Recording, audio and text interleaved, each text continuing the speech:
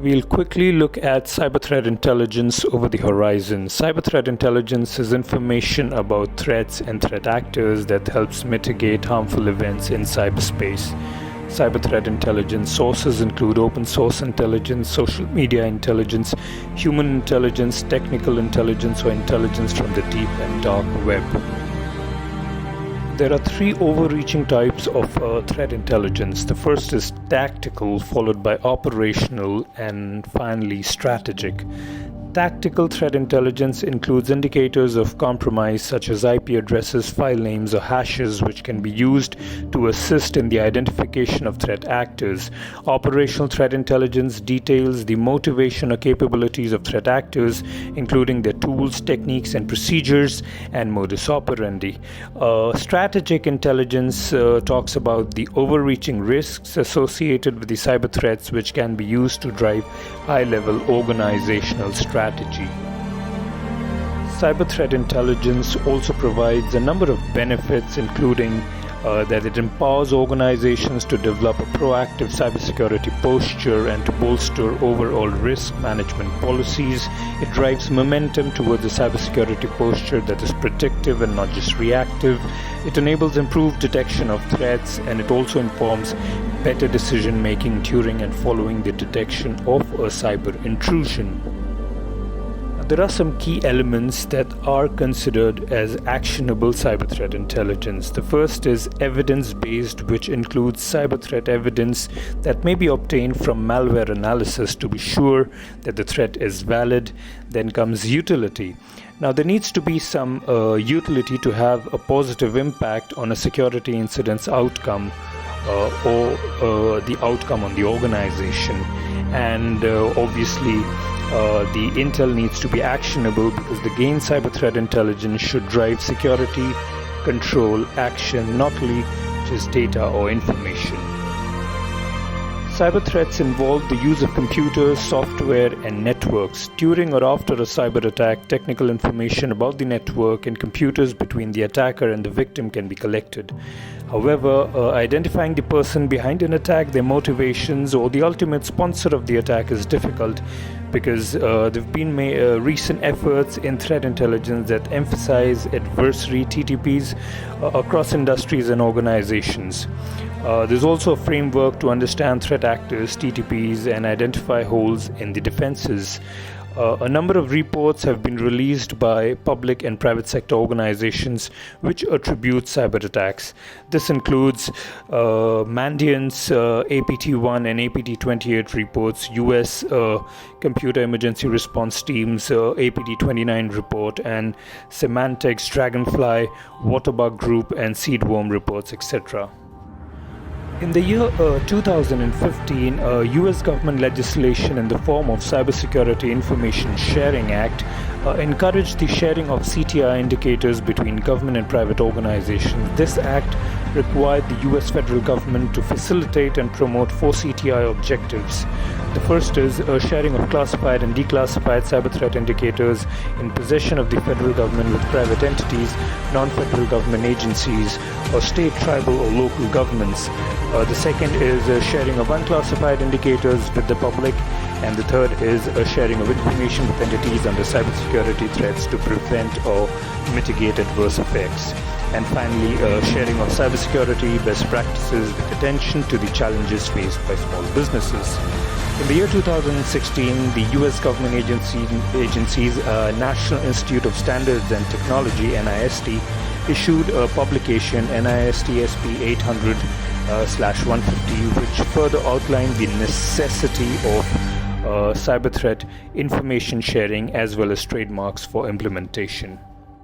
Why exactly is threat intelligence important? Today, the cybersecurity industry faces numerous challenges: increasingly persistent and devious threat actors, a daily flood of data full of extraneous information and false alarms across multiple unconnected security systems, and a serious shortage of skilled professionals.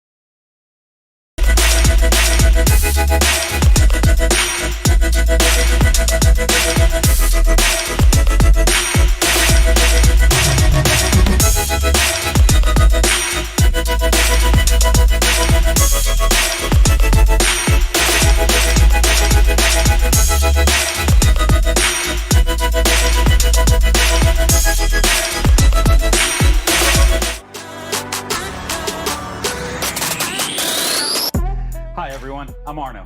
And I'm Svetla. In this session, we're going to show you how Google Cloud offers a modern and integrated approach to threat detection and response. Let's face it, your life as a security professional isn't getting any easier. The threat landscape and your organization's attack surface are growing in both complexity and scope. And to make things even more challenging, with the global shortage in security talent, you're probably expected to do a lot more with less. And these challenges are especially true in security operations, where we need to analyze incredible amounts of data, use dozens of disparate tools, and investigate a constant flood of alerts. Despite all that, we're expected to detect and respond to threats fast. And by fast, we mean fast. Adversaries are quicker than ever, and it only takes an average of 90 minutes or so to start lateral movement from that initially compromised host to another host within the victim environment. In our demo today, we're going to show you how Google Cloud Security Operations suite of products enables a modern and integrated approach to threat detection and response with the speed, scale, and intelligence of Google. Specifically, we're going to look at how 3 products work together. First off, we have Chronicle, Google Cloud Security Analytics, or SIEM solution. Built with the speed and scale of Google infrastructure, Chronicle can analyze massive amounts of data and detect and investigate threats quickly. Next, we have Simplify, Google Cloud solution for security automation, orchestration, and response, or SOAR for short, designed to enable security teams to automate workflows and respond in minutes, not hours or days. And last but not least, Virustotal, Google Cloud's massive threat observatory. With billions of records and millions of files and URLs analyzed every single day, Virustotal helps you quickly investigate and understand threat actor techniques. So let's meet our fictitious company, Symbol Investments. Symbol Investments leverages Google Cloud SecOps Suite in their Security Operations Center. They've also migrated a lot of their infrastructure and applications to Google Cloud. So there's an additional attack surface that they have to be mindful of. We will join Tina, a security analyst in the SOC. Tina is in the middle of her shift today, where, like any other day, she has a queue of alerts to investigate. That's right. Just another day in the SOC where Tina's trying to keep her company's data safe and their name out of the headlines. Piece of cake, right? So let's dive into Simplify, which serves as the SOC workbench, so to speak, and take a look at Tina's case queue. In our case, Simplify ingests alerts from Chronicle, but it can connect to any SIEM, as well as other detection tools. The first thing we'll see is that Simplify uses patented technology to group related alerts into threat-centric cases. This way, an analyst is able to investigate a case, as opposed to different analysts chasing alerts that are actually part of the same potential threat. So, Tina is about to start investigating this case, which grouped 2 seemingly unrelated alerts together. The first one highlights a suspicious account activity by a high-risk user, and the second one notifies Tina of a new service account that was created in Google Cloud. This could indicate some malicious activity. Now, to make things super simple, the case view presents Tina with some information from the MITRE ATT&CK framework. Right here it says adversaries might create an account to maintain access to victim systems. That seems interesting. Can we see what's going on here? Yes. Thankfully, Symbol Investments leverages Simplify for security automation.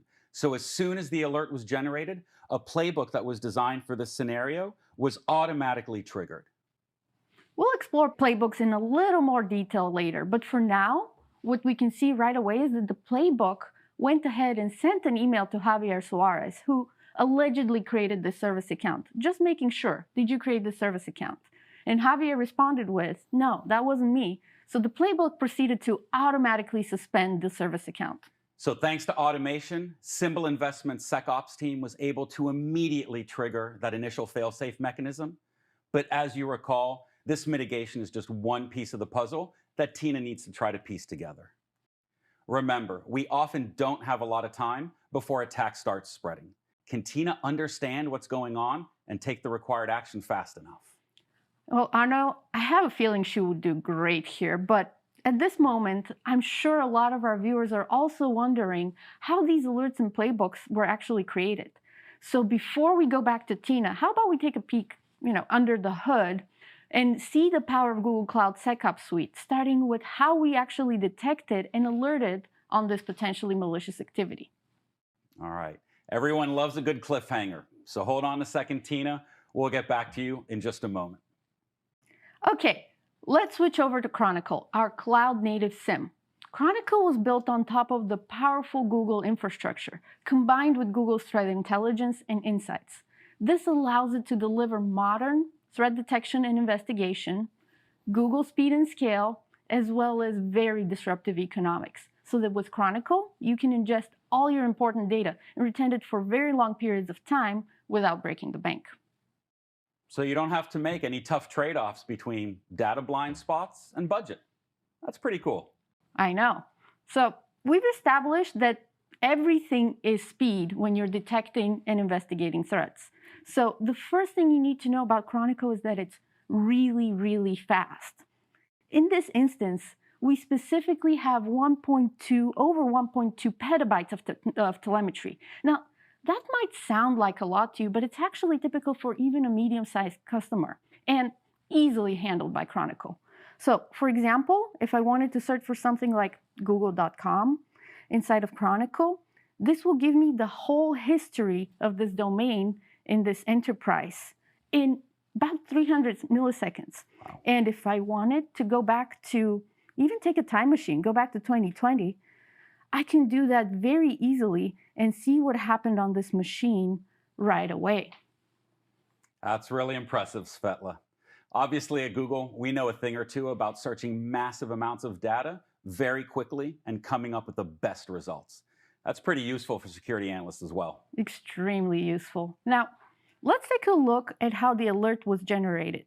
We'll see our alerts here in the Insights dashboards, where you get the alert having a risk score of 80. Now, if we take a peek here, you will find that this alert is what I would like to call a XDR-style alert. It combines telemetry from the endpoint and the network.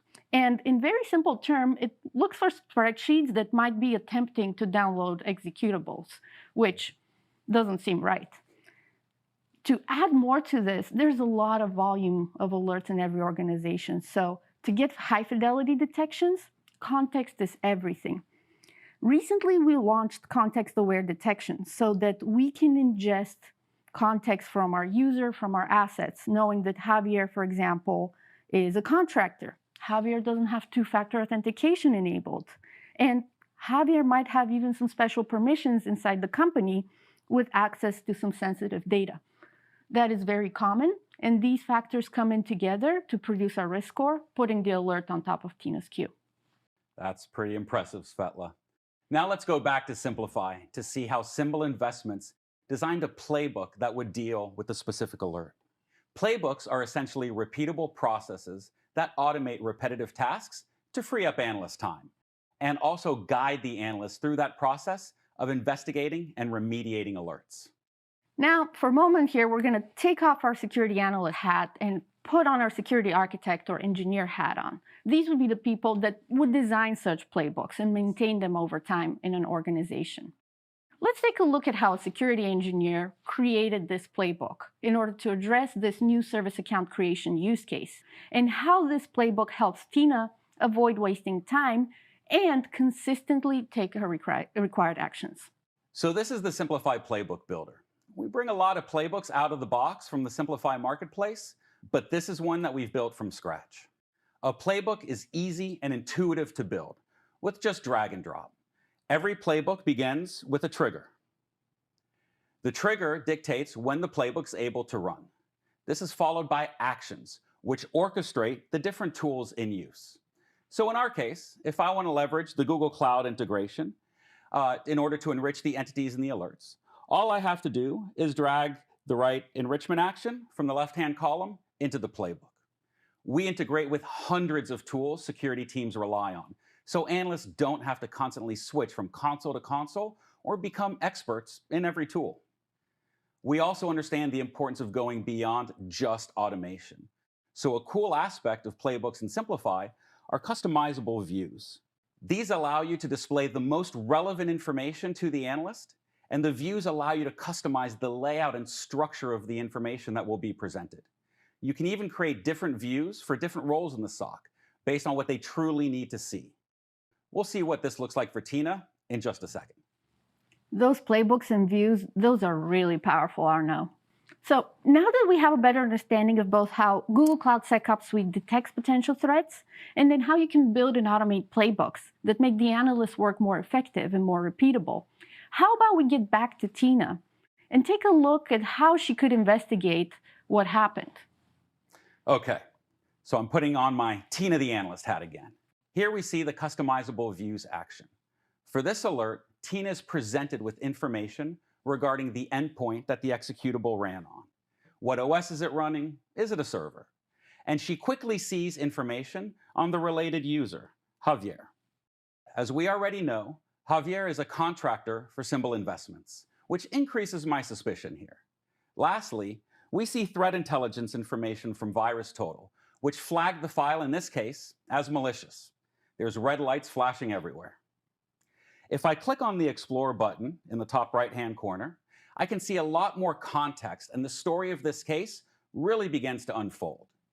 This live representation shows all of the entities involved in the case.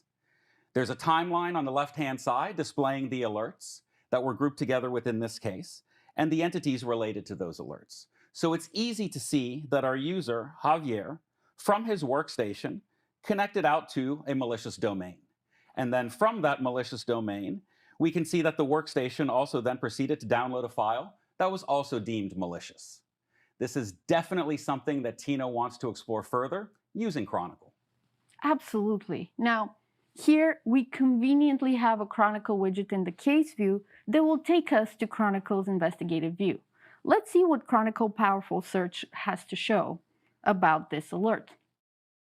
Right now, we find ourselves in a timeline where Chronicle has stitched together every bit of relevant information ever recorded in the system, from the endpoint, network, operating system, and so on, and stitched together one timeline. So we see our potentially malicious domain, and we can see what happened before and after, the processes that were started, and how this seemingly innocent file, survey.xls, was open, after which this was preceded by a download and even execution of a file that even Virustotal here detects as malicious.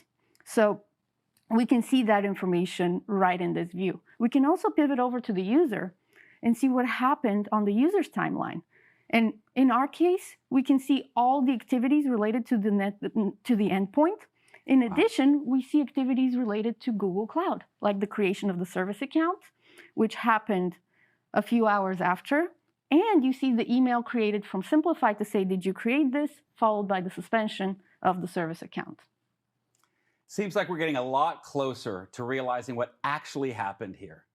Can we find out more about the nature of this attack from the file hash? Oh, we can find a lot from a file hash. So if we pivot on the hash here, we can find the history of the hash again instantly in the whole organization, including maybe other potential users that were impacted. Also, we can pivot on Virustotal to enrich this with some of the crowdsourced, beautifully displayed information that I can show here in Virustotal Graph. I will expand on this hash in VT Graph, and what this will show here is all the different known connections to the file. For example, a collection here is guiding me to understand that this might be a nation-state attack targeted at US-based companies. Manygoodnews.com is already automatically associated with the graph, and I can start pivoting on some of these indicators. By clicking Communicating Files, I will get examples of all the files found in the wild to communicate with this domain. So you see some spreadsheets and some sample documents, and those become hashes and indicators I can search for in Chronicle. And we can do one better. We can automate hunting for these additional indicators we've uncovered in a Simplify playbook. You see where I'm getting at. Absolutely.